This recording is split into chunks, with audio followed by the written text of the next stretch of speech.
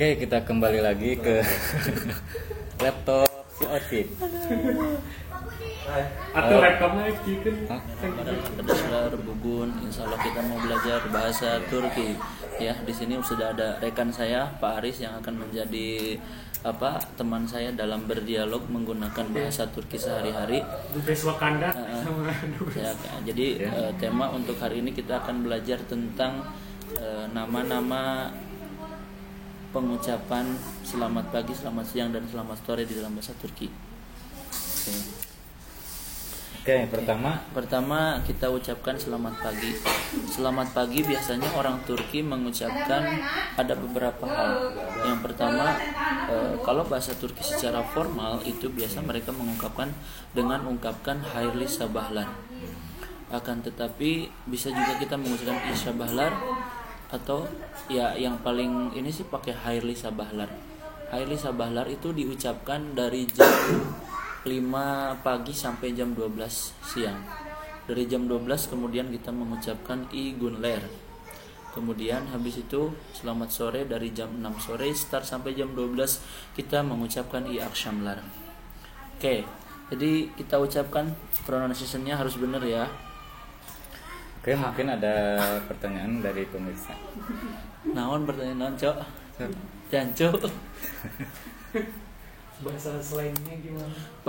Iya benar. Bahasa Turki itu ada terdiri dari dua. Jadi kalau lu kesana itu nanti kalian kamarnya di sana, Pak. Oh iya. Kalau kamu mau belajar bahasa Turki itu nanti ada 3 level tingkatan ya. Yang pertama itu ada level bawah, level tengah, yang ketiga itu levelnya para dewa. Biasanya di situ ujiannya susah sekali. Di tingkat ketiga, untuk tingkat pertama itu gampang. Saya dulu pernah merasakan gimana kejamnya ujian bahasa Turki. Ya, dipikir bakal bisa bahasa Arab, ternyata setelah pergi ke sana justru malah bahasa Turki yang harus saya pelajari. Dan itu untuk level rendah sangat gampang ujiannya. Kita langsung dikasih materi sama dosen, dia ngobrol bahasa Turki, kita coba terjemahkan, kita coba tangkap maksudnya, kemudian ditulis juga, nanti dosen yang periksa. Nah itu biasanya kalau yang sulit itu di level ketiga. Di level ketiga ini biasanya banyak orang yang fail itu gagal. Mungkin bertahap kali. Iya bertahap. Tapi ada teman saya juga 3 tahun gak lulus bahasa Turki, akhirnya dia pulang ke Indonesia. Gitu. Iya, ada juga sistem ngendok di sana tuh, bukan?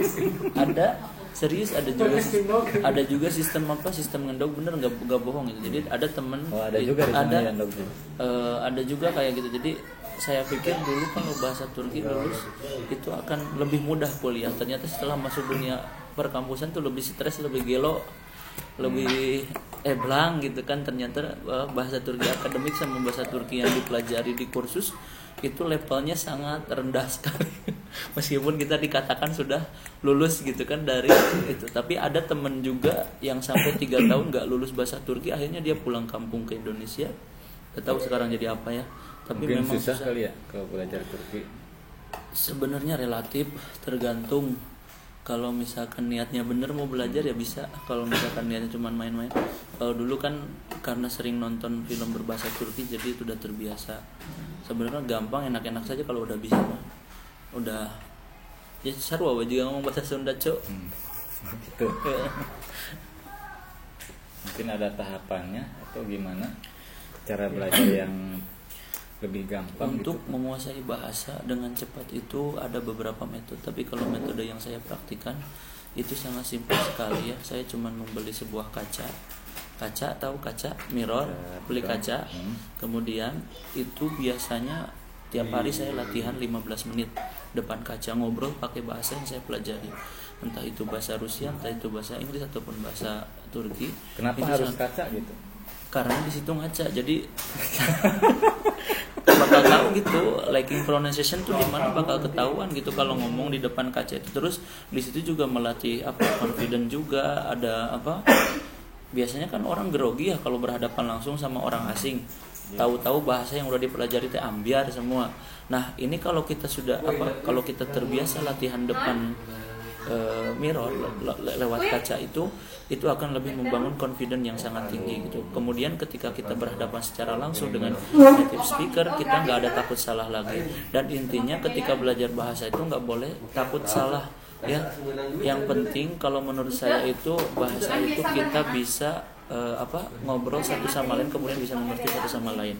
Jadi nggak harus terpaku sama aturan grammar, kemudian kosakata yang baku dan tidak baku, kemudian bahasa formal dan formal itu ngalir aja kalau udah ngomong begitu. Yang penting kita tahu maksudnya apa, kemana, kita juga bisa menjelaskan. Ya kayak sama ngobrol bahasa Indonesia aja, gak jauh beda. Jadi kalau udah ketalar mah lancar gitu ya. Bukan masalah ketalar. Jadi sebenarnya ketika orang, karena kalau melihat orang Indonesia, kita pun nggak mungkin ya bisa menguasai bahasa asing itu secara 100% itu nggak mungkin, impossible gitu ya. Tapi kita, kalaupun orang Turki berbicara, kita hanya tangkap poin-poin penting apa yang dia sampaikan gitu. Jadi saya juga kalau ngomong sama orang Turki itu nggak 100% tahu arti kosakata perkatanya itu, tapi yang saya pahami itu adalah inti pembicaraan itu kemana gitu. Itu sebenarnya yang terpenting. Nah, kebanyakan kalau kita makan terpaku sama arti semua kosakata, bener nggak? Semua kosakata kita pengen terjemahin ke dalam bahasa yang baku. Nah, itu yang salah gitu kan. Harusnya ngalir aja, bro. Iya, sare. Jadi awalnya gitu, pertama yang harus dilakukan itu belajar Turki. Iya, beli kaca, abis beli kaca lo ngobrol. That is give you huge effect, bro. Nah, itu harus kaca gitu. Ya kan ada beberapa ada juga yang ada temen juga yang bisa bicara, ada gitu, iya kan beda-beda setiap orang tuh. Ada juga kalau temen gua tuh yang teman saya tuh yang biasanya belajar dia sehari ngapalin 100 vocabulary gitu kan. Kayak misalkan karena untuk grammar bahasa Turki sama bahasa Indonesia itu jauh berbeda. Kalau di dalam bahasa Indonesia itu tepararugo grammarna macam bahasa Sunda mah. Kalau di bahasa Turki itu kayak main catur. Tahu main catur, jadi kudu mikir karena kata kerja selalu diletakkan di akhir. Nah, kalau di bahasa Arab itu enak sebenarnya, bahasa Arab sama bahasa Indonesia hampir mirip susunan kalau belajar grammar. Tapi kalau di bahasa Turki agak sedikit rumit karena penempatan kata kerja itu dia selalu di belakang. Kita harus terus imbuhannya terlalu banyak. Kita harus merubah satu imbuhan ke imbuhan yang lainnya. Itu yang bikin rumit sebenarnya bahasa Turki di situ. Tapi kalau udah bisa mengalir aja gitu karena grammarnya tuh susah sebenarnya, susah gampang. Khusus untuk apalagi kalau yang sastra.